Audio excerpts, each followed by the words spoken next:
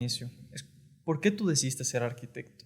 ¿Tuviste alguna inclinación desde que eras niño capaz, tenías familia que se dedicaba a lo mismo y seguiste el rumbo?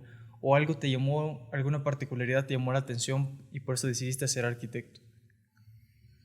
Yo creo que siempre tuve una inclinación media artística.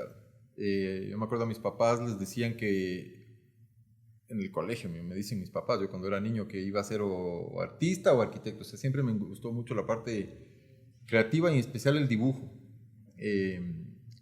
Dibujaba desde muy chiquito y es algo que siempre, o sea, siempre me atrajo. O sea, es más, en el colegio, claro, no tenía muchas oportunidades. En los colegios en esa época no había mucho de eso, ¿no es cierto? El tema artístico, el tema de arte, de música. Yo también era medio músico, tocaba la batería.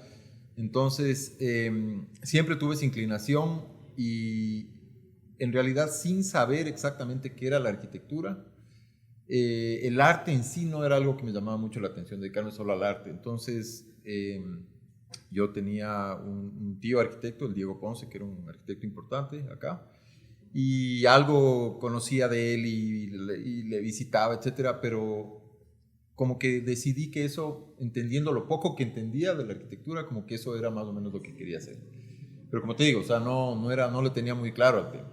Pero siempre me atraía un poco de lo que entendía, de los dibujos, los planos, las perspectivas, todo. Además que eso se hacía todo a mano antes, entonces iba muy de la mano con esta idea de que me gustaba a mí el dibujo, etcétera, ¿no? Y nada, bueno, ya entré a la universidad y fue, creo que sí fue, le pegué porque sí fue lo que Así. quería. Sí. ¿Y qué es lo que tú creías que era la arquitectura antes de entrar? O sea, ¿qué te imaginabas que era lo que hacía un arquitecto?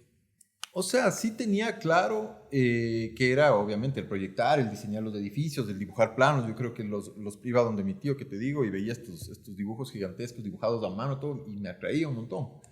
Entonces sí entendía lo que era eso, pero yo creo que el trasfondo de la arquitectura, ¿no es cierto? El sentido que da la arquitectura a la vida de las personas, a la vida mía como profesional, como lo que hago todos los días, la parte, no sé, ¿cómo te digo?, personal, espiritual, o sea, que es ese trasfondo importante de lo importante que es la importancia de la arquitectura en el mundo y en la vida cultural y en el impacto que puede tener, creo que no lo tenía tan claro.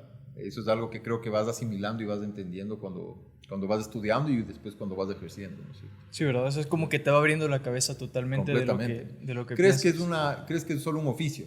Y es mucho más que eso, obviamente, ¿no? Claro. Por ejemplo, yo cuando tenía 14 creo que era, ahí fue el primer diseño de una casa que yo hice, porque en mi colegio había que hacer algo que se llamaba proyecto personal.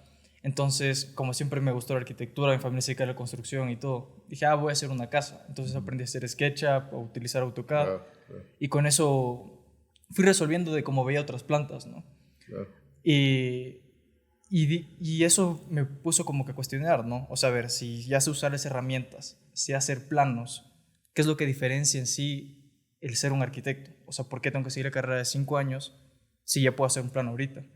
Claro. Entonces, ahí está todo el proceso en la formación que te enseñan a pensar de esta forma, ¿no? El cómo puedes influir en el habitar, en cómo puede responder un espacio a un contexto, cómo puede causar emociones, todo esto, ¿no? Sí. No, eso es por un lado, pero obviamente la carrera de arquitectura y lo que te enseña son todas las herramientas para poder hacerlo, porque tú puedes decir, no sé, ser un filósofo y pensar lo mismo, ¿no es cierto? Que cómo puedes cambiar, pero como toda profesión necesitas las herramientas, como el médico, o sea, necesitas estudiar, entender, hay unas bases, hay unos principios, hay un desarrollo en tu educación que es lo que te permite después poder lograr todo lo que haces, ¿no es cierto? Obviamente hay arquitectos autodidactas, etcétera, pero yo creo que en la educación es donde realmente vas adquiriendo todas las herramientas y que un poco que necesitas para poder ejercer y poder hacer justamente lo que estás hablando tú. Claro.